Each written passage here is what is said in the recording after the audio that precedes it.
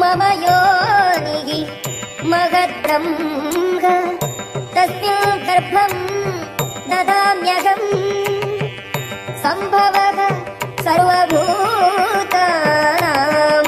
తతో భవతి భారత. ఓ భరత వంశ కుమార, బ్రహ్మమని పిలువబడు మహతత్వము సర్వ ప్రాణులకు గర్భస్థానమై ఉన్నది. ఆ బ్రహ్మమునందు నేనే బీజమును సృజించుచున్నాను. అది సర్వజీవుల జననమును సాధ్యము చేయుచున్నది. సర్వయోనిషు కౌంతేయ మూర్తయః సంభవంతి యాః తాసాం బ్రహ్మవదద్యోనిః